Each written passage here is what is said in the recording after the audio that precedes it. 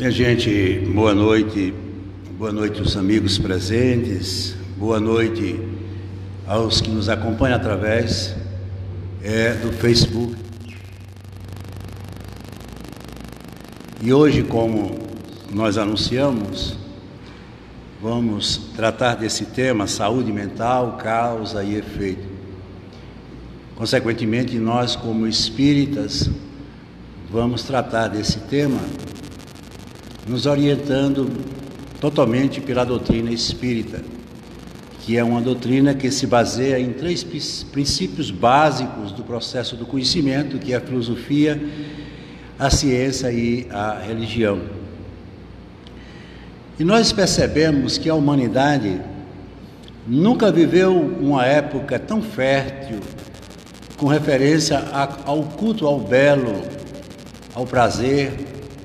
Hoje nós temos uma juventude bonita, uma juventude que cuida do corpo físico, sabemos com certeza, muitas vezes de forma até exagerada, mas tudo isso significa que a raça humana e nós como seres pertencentes a esta raça estamos evoluindo. Mas apesar de toda essa evolução, de todo esse crescimento de natureza física, da aparência, nós estamos cada vez mais doentes mentais. Estamos doentes e a humanidade paga um preço muito alto por essa grande dificuldade que é o conhecimento de si mesmo.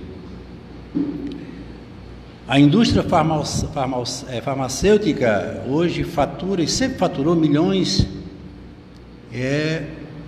de dólares, euros, reais, na venda dos medicamentos prescritos pelos profissionais de saúde, os psiquiatras.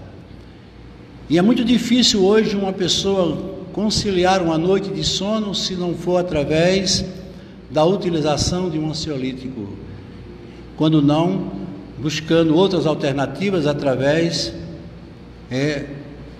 da bebida, de outros tóxicos. Significa que nós não estamos bem, porque o próprio Emmanuel dizia que saúde não é a ausência de doença, saúde é a perfeita harmonia da alma, e a alma é a nossa realidade. Todos nós sabemos que por trás do nosso corpo físico existe verdadeiramente a nossa essência, que é um espírito que vive na transitoriedade deste mundo que nós vivemos, que é um mundo que eu chamo de escola, com o objetivo de construir a sua realidade, o seu processo de crescimento interior, a sua evolução, enfim, o seu progresso.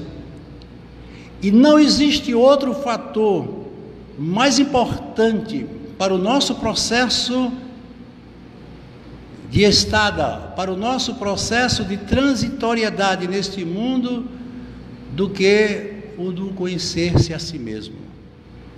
Nós estamos aqui para nos conhecermos e perdemos um precioso tempo em meio a tantas outras coisas que têm sua importância, sim, mas não é o principal, não é o fundamental para a nossa vida.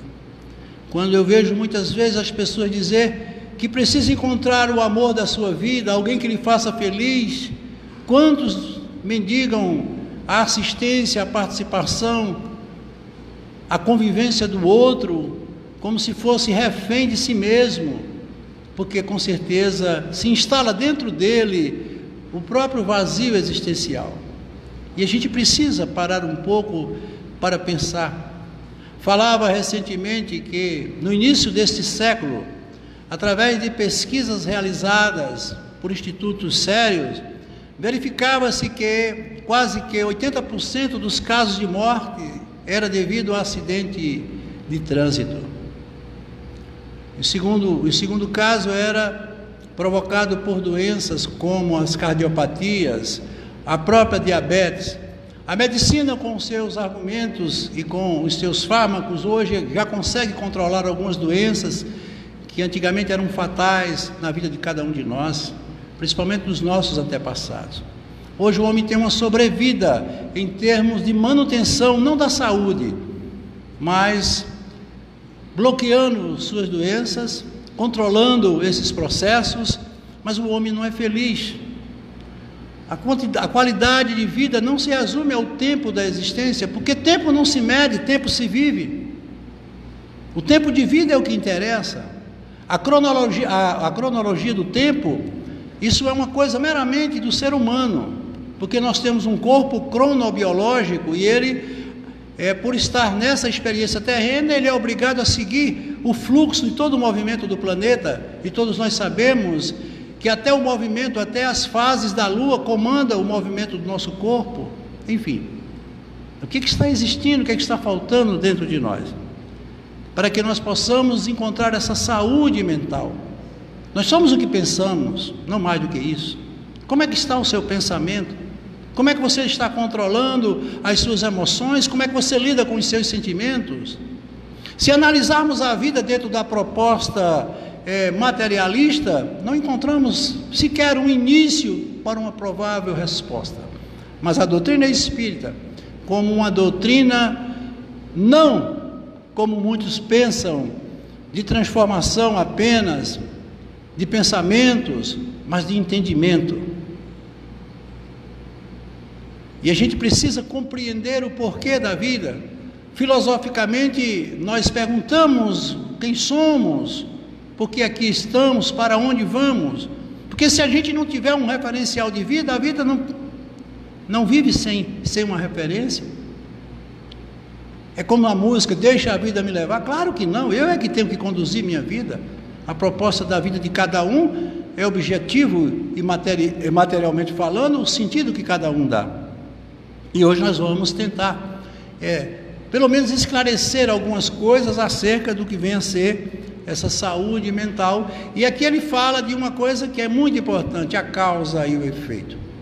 Quando Allan Kardec perguntava aos espíritos, na elaboração como codificador do livro dos espíritos, que é Deus, eles tiraram totalmente da ideia nossa aquele Deus entronado, um Deus das punições, um Deus como um ser superior, que castiga, que pune, e que nos vê na condição de filhos amados, protegidos, e quando precisamos dele, só basta a gente pedir e ele nos atende.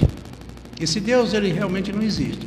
Como também não existe, outros deuses que são propagados por outras crenças.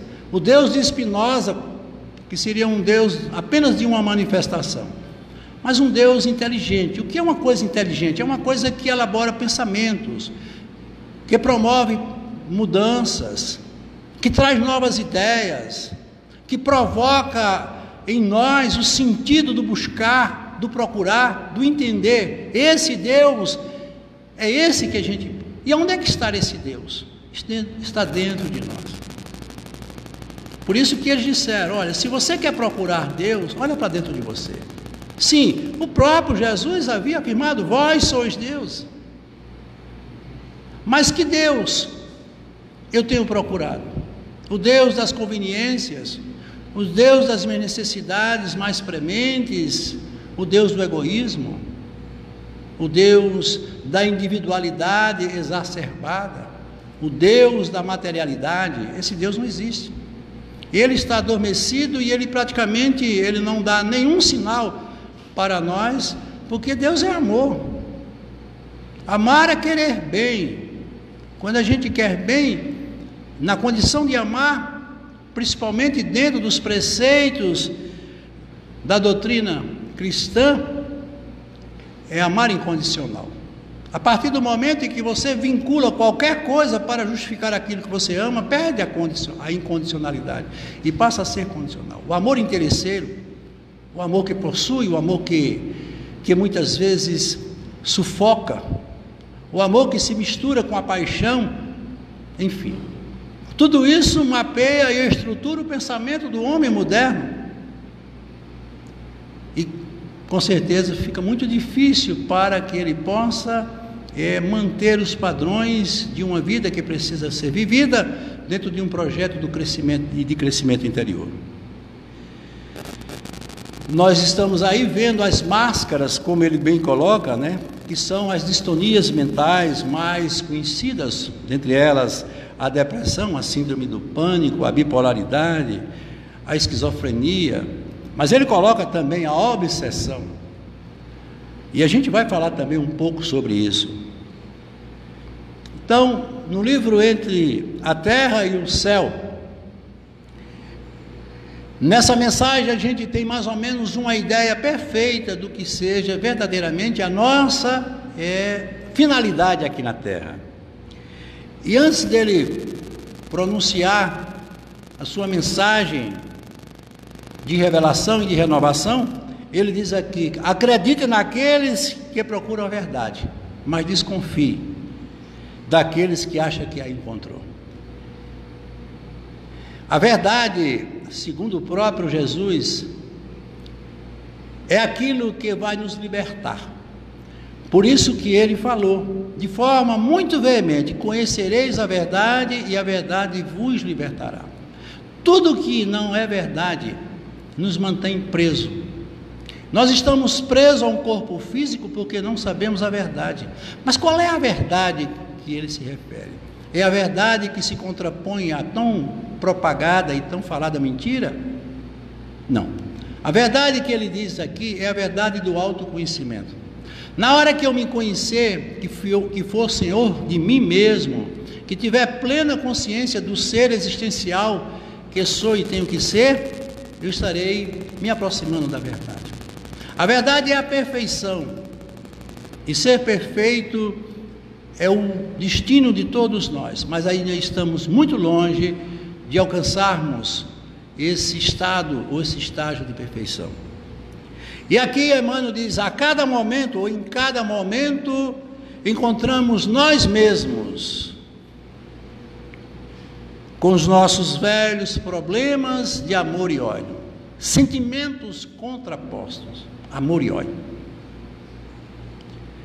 simpatia e desafeto, através da cristalização mental em certas fases do caminho. O que é que ele quer dizer com cristalização mental em certas fases do caminho?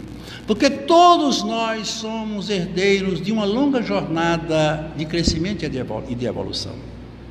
Grande parte dos nossos problemas, ou praticamente todos os nossos problemas, as angústias, os nossos conflitos, são uma reprodução de erros, de equívocos que nós cometemos em experiências passadas.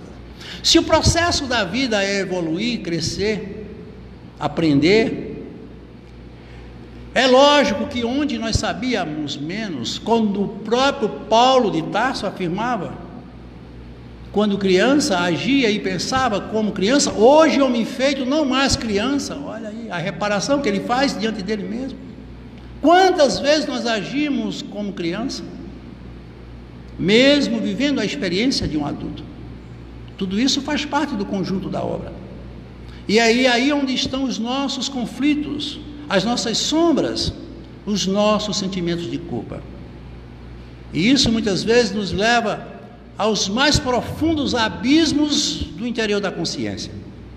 E é preciso uma luta intrapsíquica muito grande para que você possa se libertar desses processos.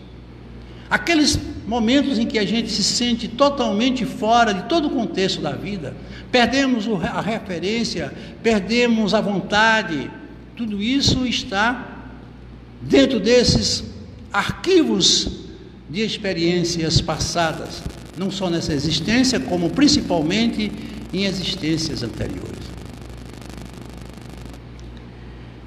Na penumbra de nossos sonhos imprecisos, ou na sombra das paixões, que por vezes nos arrastam a profundos despenhadeiros.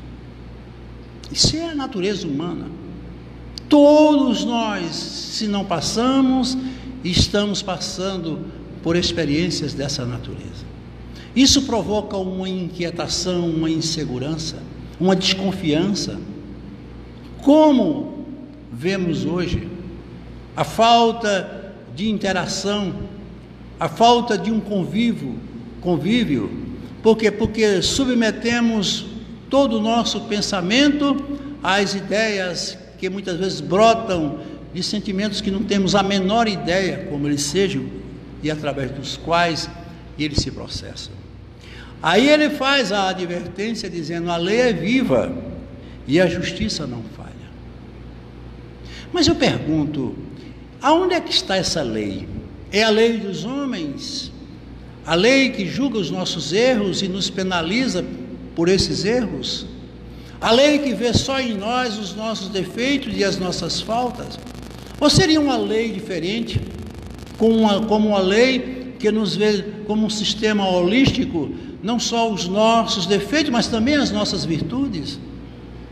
Porque quando nós estamos vivendo no momento de autoflagelo, nós só olhamos para aquilo que nos flagela. Se eu estou triste, eu apenas valorizo a minha tristeza. Mas será que a vida é só tristeza? Será que não há uma diferença entre estar triste e ser triste? Uma coisa é o ser, outra coisa é o estar. O ser é permanente, é de natureza profunda, mas o estar é transitório. Muitas vezes uma tristeza é importante, sim, para que eu possa fazer as deliberações do processo do meu crescimento. Como é que eu posso falar do mal se eu não conheço o mal? Como também não posso falar do bem se eu não tiver um conhecimento do bem. São as experiências que nós realizamos através do nosso livre-arbítrio. Mas ele disse, de forma muito objetiva: você planta o que você quer, você faz o que você quer, você é livre porque eu te dei a liberdade. Olha que coisa maravilhosa. Conhecereis a verdade. Mas eu não sei lidar com essa liberdade. Eu não sei ser verdadeiro, porque eu estou enganando a mim, enganando a todos constantemente. A minha teoria de vida não bate com a minha prática. Eu digo que amo e eu não amo. Eu digo que sou caridoso, eu não pratico a caridade. Eu digo que perdoo e mal me perdoo. Veja que coisa tão complexa é essa natureza íntima que nós temos. Mas a justiça não falha. Aí é onde vem exatamente a lei de ação e reação, causa e efeito. A lei de Deus é uma lei que se baseia totalmente no mérito. Se alguma coisa na minha vida está faltando, é porque eu provoquei essa falta. E a gente tem o hábito de colocar fora da gente as coisas que estão dentro da gente. Por que eu tenho que viver num lugar que não me cabe, num lugar onde tudo é inseguro e incerto? Você imagine uma pessoa que vive do amor do outro, unicamente. São essas paixões arrastadoras, devastadoras. Mas isso não existe, isso não é verdadeiro. Porque você só está na vida do outro até o dia que o outro suportar a sua presença, ou achar você interessante na vida dele. É como se você estivesse morando de favor na casa de alguém, e no momento que esse alguém não vê mais interesse na sua presença, ou diante dele em sua casa, ele manda você embora. Quantos estão aí andando sem um destino, sem um sentido, porque abandonaram a sua própria casa na intenção de viver e morar na casa do outro? Por isso que eu sempre digo, nós não precisamos do amor de ninguém, porque o nosso amor nos basta. Se Deus é uma manifestação dentro de mim, eu tenho a contemplação e a certeza desse amor. Aí sim, esse é um amor verdadeiro. Esse eu posso contar com ele, porque ele é pleno e absoluto, mesmo eu sendo ainda um ser relativo. O mal para sempre, esquece o mal para sempre e semeia o bem a cada dia. Esquecer o mal. Como é que eu posso esquecer uma coisa que está tão presente na minha vida? Vocês sabem que quando a gente ofende alguém, a gente está ofendendo a gente mesmo.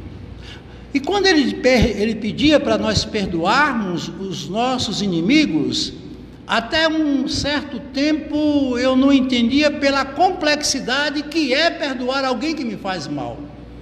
A gente muitas vezes não está suportando nem aqueles que se prestam a nos fazer o bem, imagine aqueles que nos fazem mal. Mas ele quer dizer o seguinte, que esse mal ele está dentro de você, junto com esse inimigo. Quanto mais você alimentar ele como inimigo, mais ele vai lhe consumir, mais ele vai ocupar dentro de você o espaço que ele considera dele como inimigo, porque ele é uma criação sua, e aquilo que você cria é do seu poder, é do seu interesse, e só você pode resolver. Então perdoar o inimigo é começar a me perdoar. Resolver a vida dos outros é começar a resolver a minha própria vida. Daí ele ter dito, é dando que se recebe. Não é uma mão que se estende para dar algo, cuja outra mão espera algo em troca. Não. Essas duas mãos, elas estão dentro de você também. No momento que uma dá, a outra já está recebendo. Porque o ato de dar é tão nobre como o ato de receber. Ajuda aos que te cercam, como ele disse, auxiliando a ti mesmo. Ah, mas eu faço tanto bem, eu ajudo as pessoas, eu sou caridoso, sim. E o que é que você está perdendo com isso? Você imagine uma pessoa a quem você dá uma esmola. Quantos ficam esperando a gratidão, o reconhecimento, o agradecer, o obrigado, quando seria você aquele que deveria agradecer, porque ele está lhe dando a oportunidade de você praticar uma boa ação? Mas a gente simplesmente ignora essas coisas. Por quê? Porque o orgulho, o egoísmo, muitas vezes até a própria inveja nos bloqueia esses pensamentos e não nos deixa promover esse homem que nós temos que criar, como o próprio Jesus falava, o homem novo, matar o homem velho, faz uma reforma. Mas eu não posso matar o homem velho, claro que eu não posso. Eu não posso matar o meu passado, claro que eu não posso. Mas eu posso reinventar a minha vida, eu posso dar um sentido a ela. Porque se Deus é a direção, o sentido é por minha conta. E dar um sentido na vida é colocar as coisas no seu devido lugar, segundo um projeto elaborado por mim. É uma reforma que se faz numa casa, quando você está dentro da própria casa. E não é fácil, porque tudo é descontrole. Mas quando você vê o projeto, você diz, está ruim, mas vai ficar bom. A vida precisa disso. Quando ele diz que você é luz, você é um projeto luminoso, que brilhe essa luz. Faça valer aquilo que você tem dentro de você. Não fique esperando que alguém venha dizer quem você é ou quem você vai deixar de ser, porque mal ele sabe quem é. Nós não somos objeto de vitrine que nos expomos nas liquidações da vida, esperando que cada um dê o preço que queira dar. Cada um de nós é senhor da sua própria história, cada um é senhor do seu próprio destino.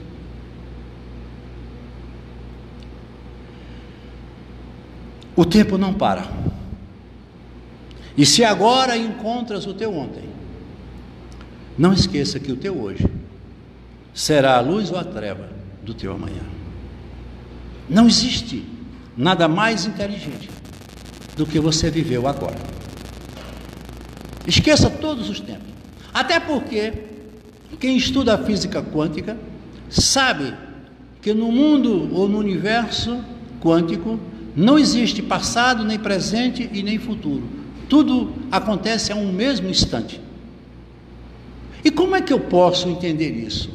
É porque nós vivemos num mundo, esse mundo cósmico, como eu disse anteriormente, é um mundo onde a gente não sabe lidar com essas realidades, por isso que é dividido, passado, presente e futuro. Mas eu digo sempre, tudo que você projetar na sua mente passa a existir como realidade. Realidade. Se os meus sonhos não pudessem ser verdades ou não pudessem ser realizados, Deus teria me enganado, me deixando sonhar. Porque o que nós mais carregamos são sonhos. A vida de um ser consciente, ela é movida por sonhos. Até o animal tem os seus momentos onívoros, os seus momentos de sonhos. Mas o que é que eu tenho que fazer para transformar os meus sonhos em verdade? Aí um grande poeta dizia: a felicidade está onde a pomos, mas nós nunca pomos aonde estamos. A gente sempre acha que a felicidade está fora de nós, ela está dentro de nós. Tudo que eu trago para mim, de certa forma, temporariamente ou definitivamente, me pertence.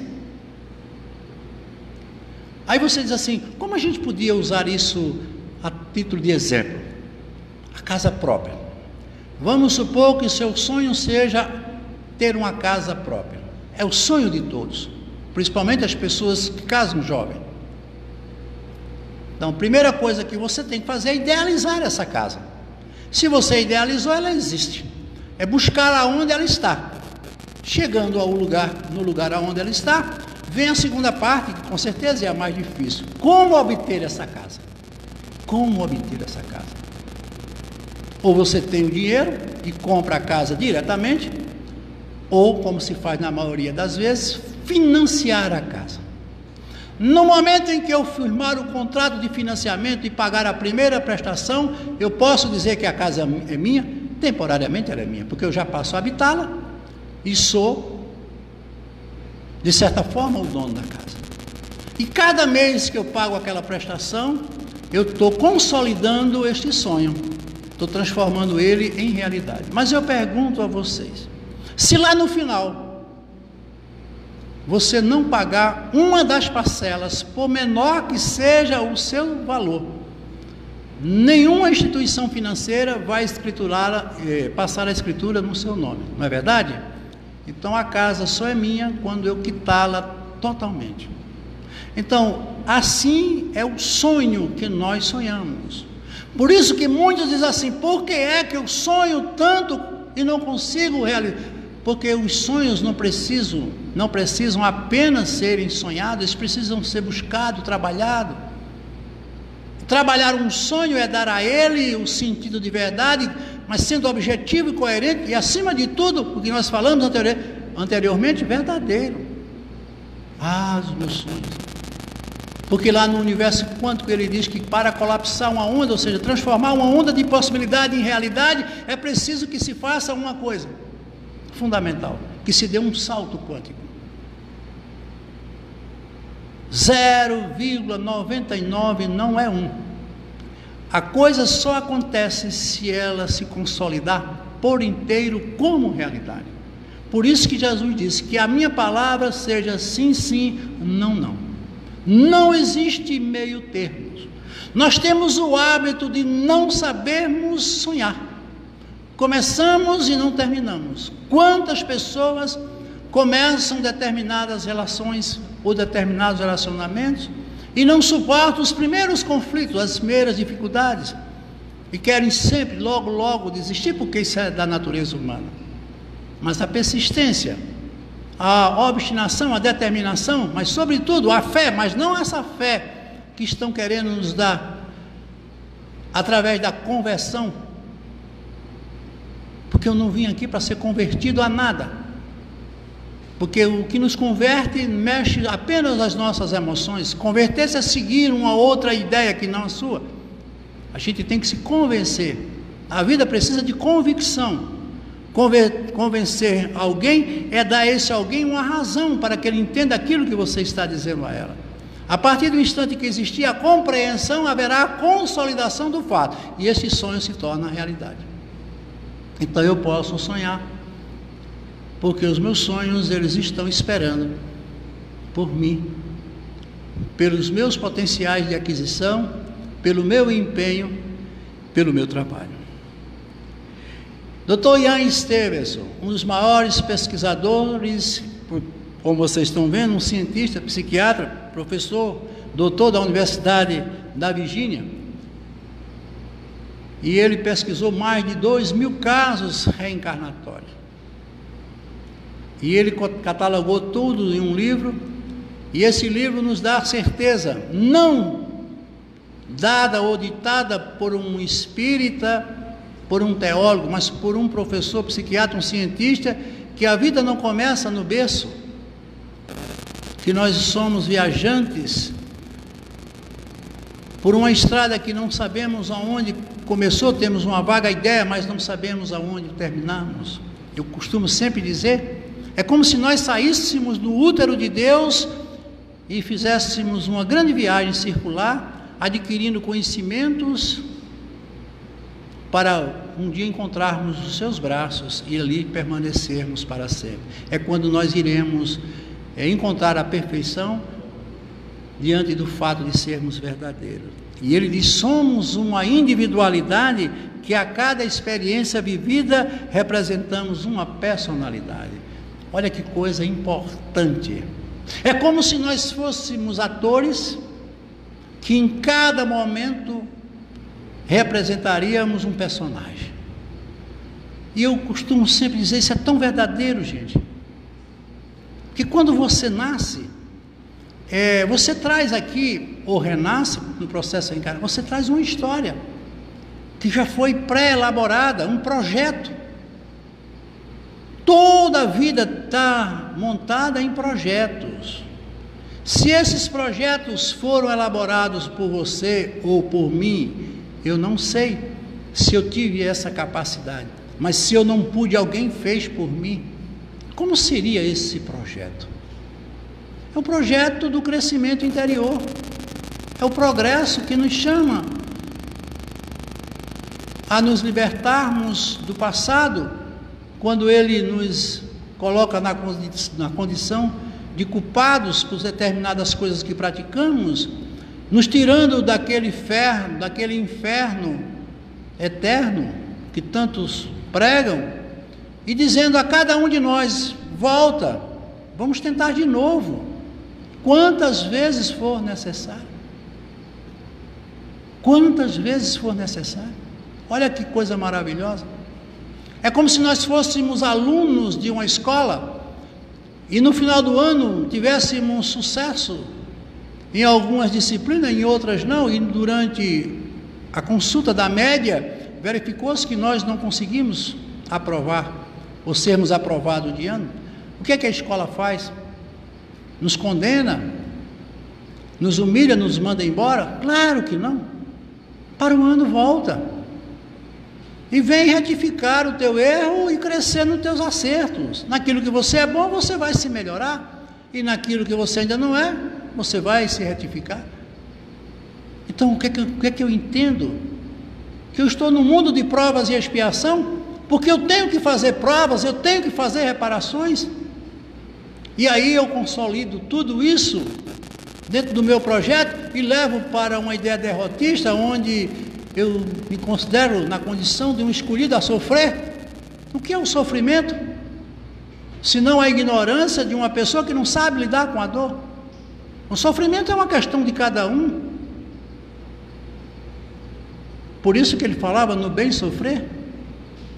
Será que essa experiência que eu estou vivendo, mesmo dolorosa, esse conflito que eu estou sendo obrigado a passar por ele, não é a maior experiência que eu precise nesse momento em que estou vivendo?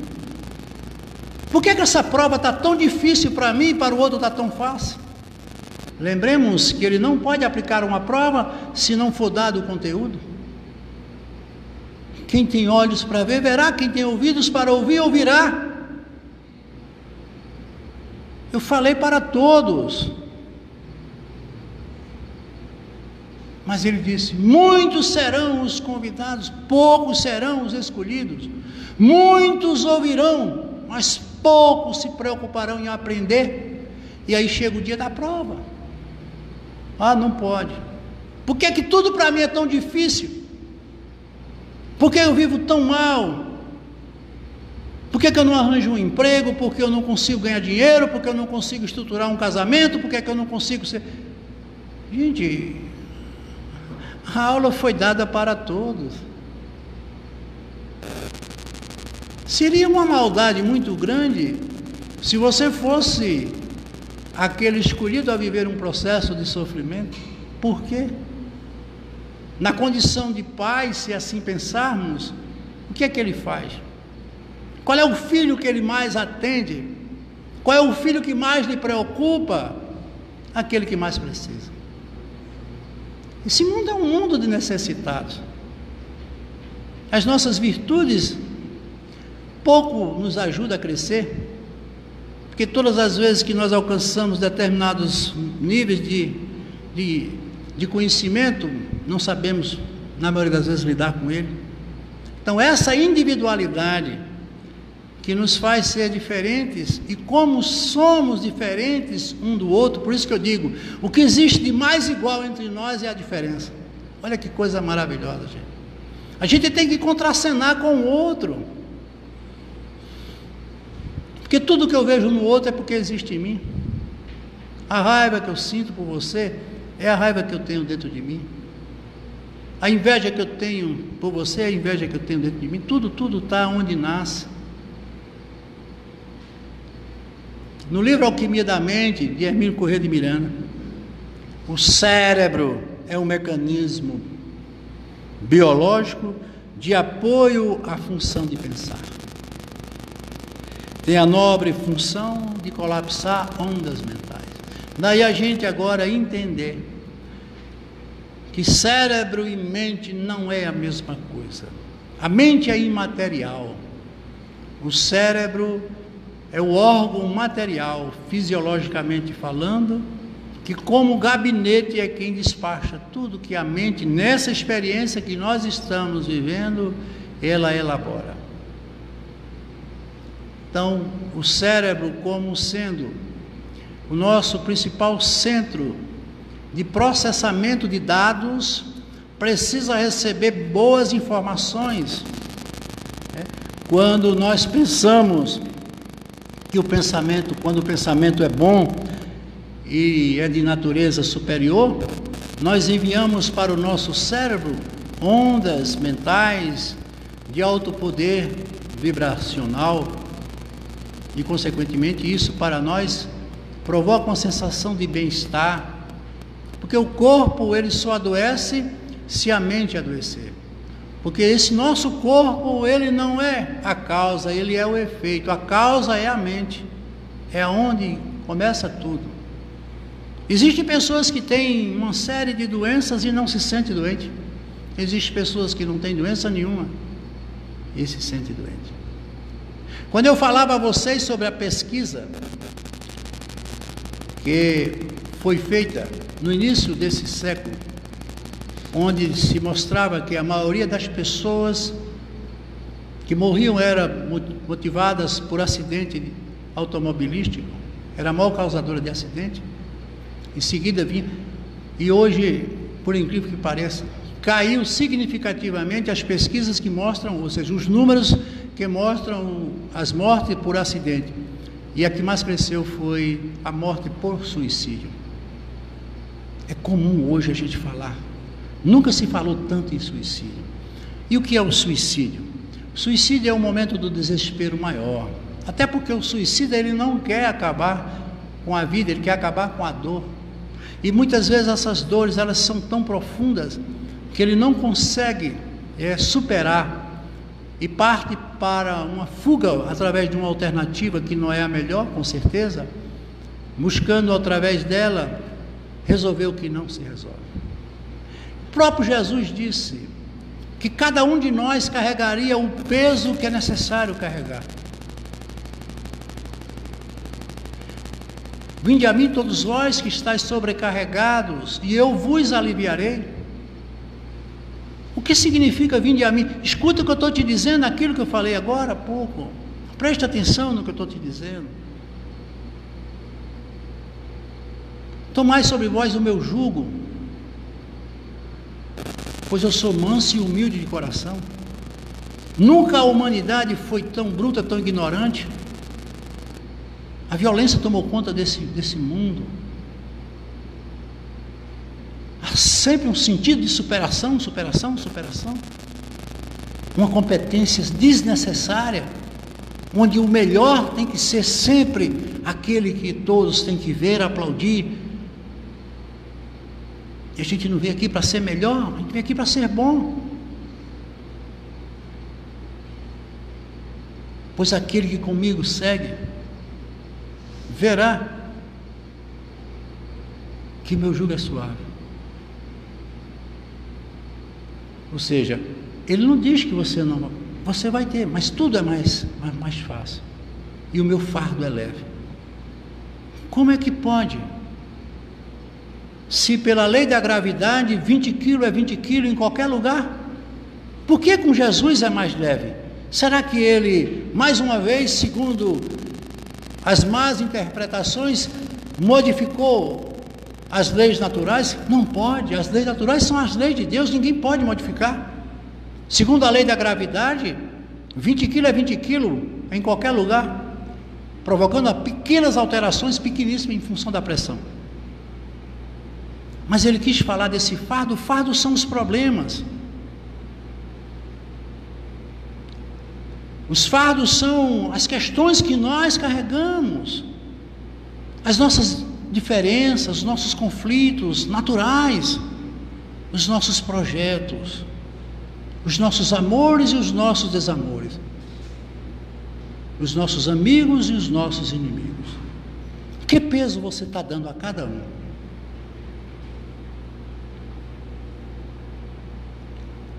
Aí o que é que você pode pensar? Ora, se eu tiver compreensão, se eu for humilde, o que é ser humilde? É entender as coisas como elas são. Se eu estou passando por uma dificuldade, eu tenho que entender que essa dificuldade não foi algo criado por ninguém a não ser por mim. Que eu não posso ficar olhando fora, como eu disse, aquilo que está acontecendo dentro. Deus não errou e não vai errar nunca. Mas Ele não pode controlar coisas que só nós podemos controlar. Porque se Ele ficasse a todo momento e a todo instante tomando decisões por nós, como os muitos pensam, Ele deixaria de ser um Deus. Porque Deus, Ele é onipotente, Ele é onisciente, Ele é onipresente. E Ele está em tudo, como uma disponibilidade de um ser que está acima de todas as coisas. Mas Ele não pode viver a cada momento e a cada instante resolvendo questões que são de nossa natureza. Por melhor que o professor seja, ele não pode resolver a prova do seu aluno. Qual é o papel de um mestre? Nos ensinar. Então, o que torna para mim leve é a maneira como eu compreendo aquilo que eu carrego.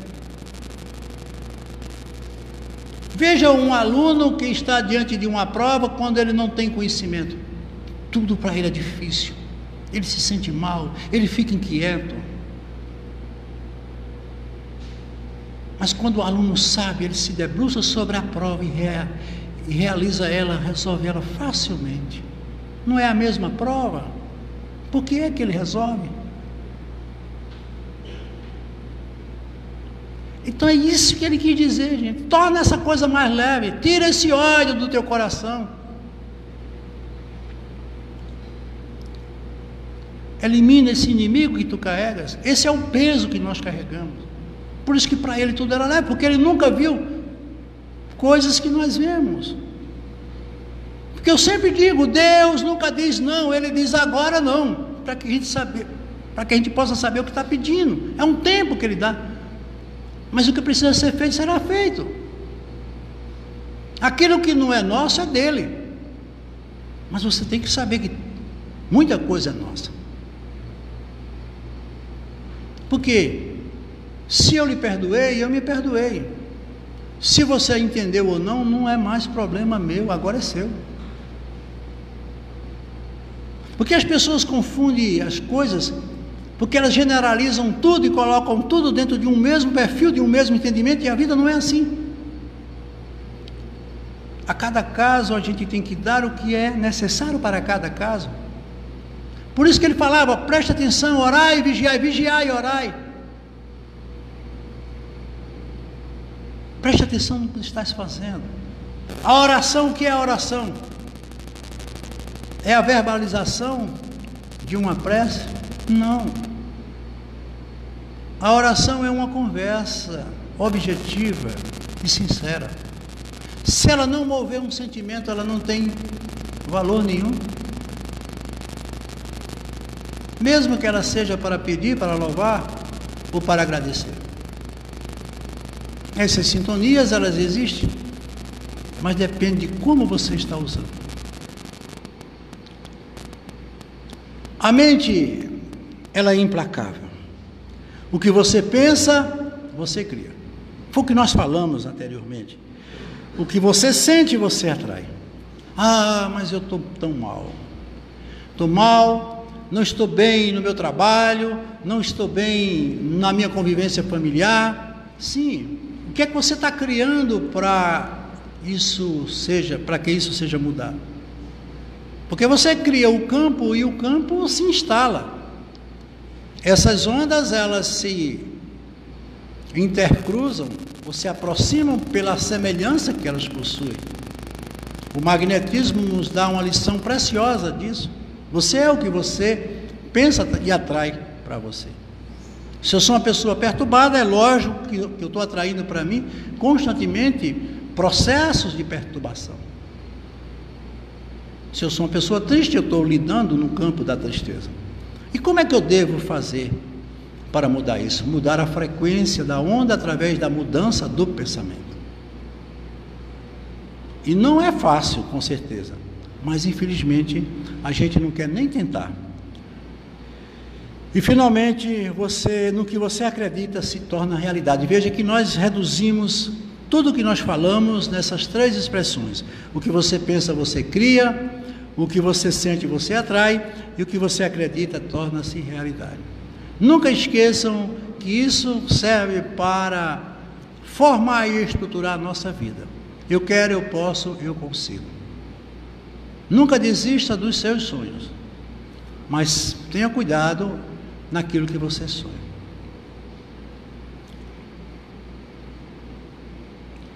E aqui você vê uma figura bem característica nossa, que é esse iceberg, onde você tem os níveis que são considerados nossos níveis de consciência. Essa parte mais visível do iceberg é o nosso consciente. É isso que nós estamos usando agora. É tudo que nós captamos através dos 5 sentidos, que são os mais naturais, através do córtex frontal. Tudo isso que nós estamos percebendo. Captamos para a nossa realidade psíquica, colocamos tudo isso no cérebro e ele irá processar isso das mais variadas formas, dando um formato físico, um corpo, uma ideia, uma emoção, uma sensação, enfim, cada área fazendo a sua parte. Mas isso não pode ficar dentro de nós como verdade evidente, porque nós não teríamos como suportar e guardar milhões de informações que nós recebemos quase que constantemente. Então nós temos as áreas onde isso irá se depositar, que é justamente na primeira área, que é a área do subconsciente. É um arquivo que fica um pouco abaixo da nossa consciência. Veja que essa parte já está mergulhada, é uma parte imersa. É aí aonde estão os nossos maiores problemas. Uma raiva que eu carrego, um ódio, mas pode ser também uma coisa positiva, mas geralmente carregamos de lá.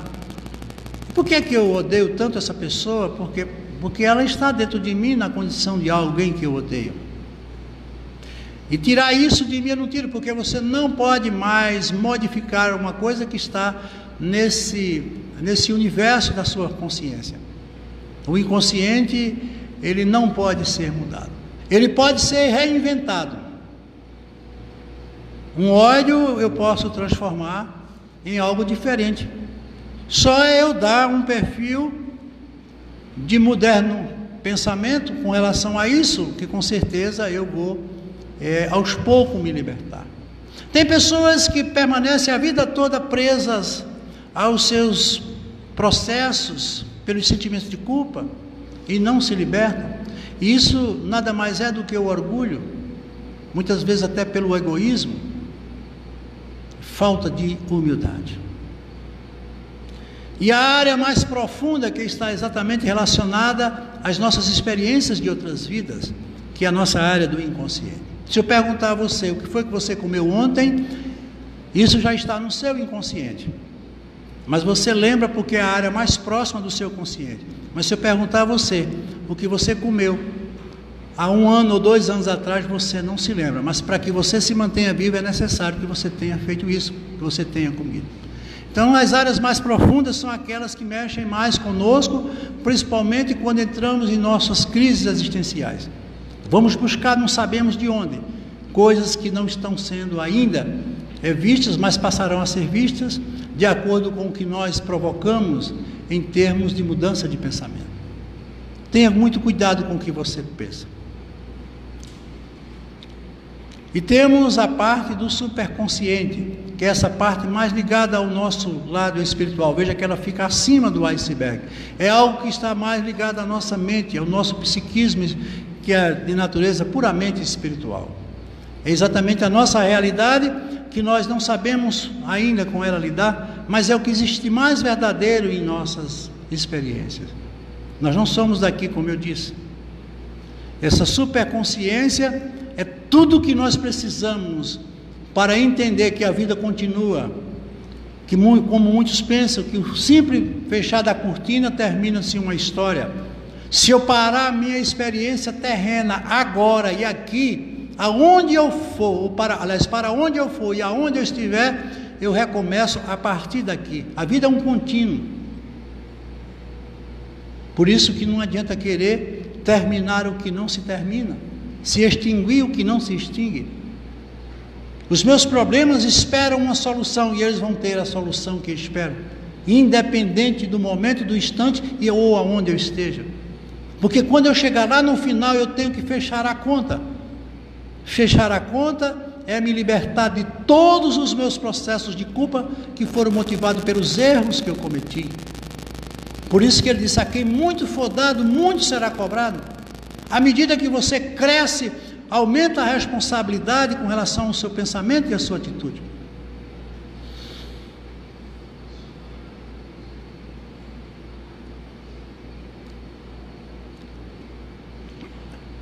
São as 3 formas de pensamento. Veja como é importante a gente ver isso aqui, principalmente no momento que estamos vivendo. Nós temos o momento da invigilância, dar vazão a pensamentos subconscientes. Aquilo que eu falei agora, é ficar trazendo do passado para o presente coisas que já não servem tanto para nós. É o que ele chama de lixo mental. São os nossos processos de fatos não resolvidos. Uma vez feito, está feito. O que foi que Chico disse? Já que eu não posso voltar ao passado, já que eu não posso voltar atrás e fazer um novo passado, posso começar agora e fazer um novo futuro. Embora eu não possa voltar atrás e fazer um novo passado, eu posso começar agora e fazer um novo futuro, um novo presente. Ou seja, a vida é sempre um recomeço. Não adianta você ficar olhando para o que já aconteceu. É fazer tudo para consertar na experiência presente o que precisa ser consertado. São os nossos momentos de vigilância. Como somos em vigilância? Isso causa um prejuízo enorme na vida de cada um de nós. Nós temos o nosso quadro de repressão, né? Reprimir pensamentos superconscientes. O que é reprimir? Mais uma vez, é isso que nós estamos falando. É guardar ressentimentos, mágoas. Tem pessoas que fazem aniversário de uma raiva. O que isso está construindo de positivo em mim? Por que não procurar me libertar? Por que carregar e alimentar um monstro que cada vez mais cresce? Se eu deixar de alimentar, ele morre.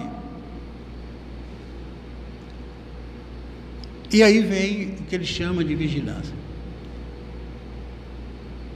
Embora eu não possa voltar atrás e fazer um novo passado, eu posso começar agora e fazer um novo fim, a mensagem de Chico. E o que a gente pode ver como realidade? Transformar pensamentos subconscientes. É isso que eu estava mostrando aqui com aquele iceberg. Transformar. Esse é o processo da vida. É aquela velha história: pega o limão e faz uma limonada. Usa as experiências negativas como um processo de crescimento. Os nossos fracassos assinalam na vida de cada um de nós mudanças.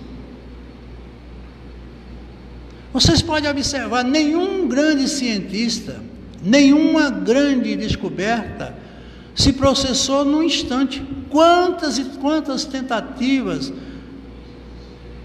se faz para se chegar a um resultado, e nisso se exercita a paciência, a humildade. Eu costumo sempre dizer, se a vida é um processo de trabalho, de transformação, então nossa vida é um laboratório, onde nós devemos processar aquelas transformações para obter os resultados que desejamos. Mas se eu não consigo de imediato aquele resultado que desejo, eu vou quebrar o laboratório, vou embora, vou desistir? Não, gente. Eu tenho que insistir ao máximo, para que amanhã, mesmo que eu não consiga, porque eu digo sempre, Deus não quer de nós resultados, mas empenhos. Eu me empenhei, é como ele diz, eu lutei um bom combate, eu fiz o que era preciso ser feito, eu não vim mudar o mundo, eu não estou aqui com esse papel de querer mudar o mundo e as pessoas. Isso é loucura, a gente achar que o mundo vai mudar, porque vai se mudar um governante, vai mudar, nada disso, gente. Meu reino é obra divina no coração dos homens, ele não falou de outra coisa. Eu não vim aqui conduzir pessoas de um lugar para outro, não me importa as nações, eu amo a todos por igual, cada um do seu jeito, mas eu vou estar sempre voltado para o território mais importante da criatura humana, que é a consciência, fazendo alusão ao coração. Porque quem gostar de mim, tem que gostar de mim como eu sou. Se você não me entender como eu sou, se você procura em mim apenas virtudes e valores, a gente não convive muito, porque eu tenho defeitos. Mesmo tendo o dom da perfeitude, eu não sou um ser perfeito. Talvez os meus defeitos precisem tanto do seu auxílio, da sua ajuda. Como é bom a gente orientar pessoas, porque educar, ninguém educa, a educação é nata. A gente instrui, a gente orienta, a gente exemplifica. Será que o meu exemplo é o melhor? Será que aquilo que eu estou dizendo é aquilo que eu estou fazendo? Será que a prática e a teoria estão batendo um com o outro? Eu não sei. Então, é preciso que a gente faça essa avaliação. Esquece o mundo temporariamente, porque o mundo está em você. O mundo é uma escolha, é uma opção. É como se você estivesse numa escola, e a escola ela tem a sua grade curricular, ela não vai mudar a sua disciplina, a sua forma de ser, e você vai dizer, não, eu queria que o diretor mudasse a hora do intervalo. Não pode, gente, porque não só tem você como aluno, a escola é um conjunto de ações e de pessoas que convivem com essas ações, você tem que se adequar a ela, lutar por aquilo que você deseja, é um processo na vida e da vida de cada um de nós. Por que esperar que os outros façam por mim aquilo que eu tenho que fazer? Qual é o valor que eu darei às minhas conquistas se eu não as conquistei?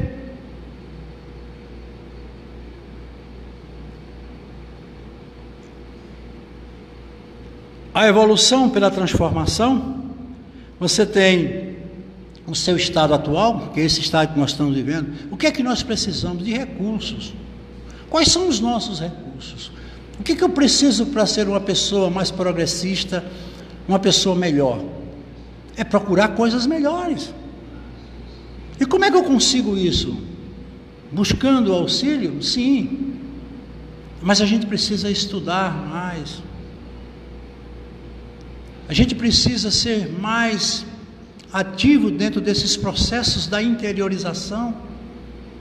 Gastamos um tempo precioso com coisas tão banais. Não paramos para uma boa leitura, não fazemos as meditações que são necessárias. O nosso espiritual está totalmente à deriva. Poucos acordam de manhã, se olham no espelho e conseguem se ver. Somos estranhos morando dentro de uma mesma casa, de manhã, de tarde, de noite. Como é que eu posso ser feliz? Como é que eu posso acreditar em mim? Aonde é que estão os recursos que eu preciso para ser uma pessoa feliz? Aquilo que eu carrego no bolso? Aquilo que eu carrego nas mãos? Não, gente. Eles estão dentro de mim.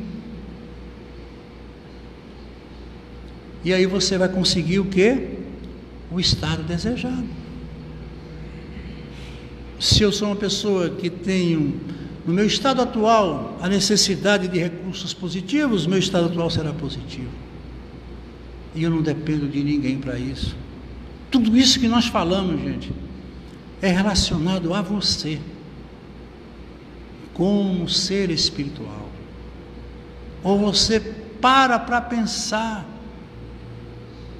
e ver isso de uma forma objetiva, ou do contrário, você nunca vai sair desse emaranhado de coisas que você criou, como se você fosse uma aranha no meio de uma teia mal traçada. E nunca peça aquilo que você não sabe verdadeiramente porque está pedindo. Quando Maria Dolores dizia: agradeço, Senhor, quando me dizes não com todo o teu amor, e todas as vezes que eu te peço que eu não deva, não me atenda, Senhor. Não me atenda, Senhor. Um abraço e até a próxima. Sábado estaremos aqui de volta.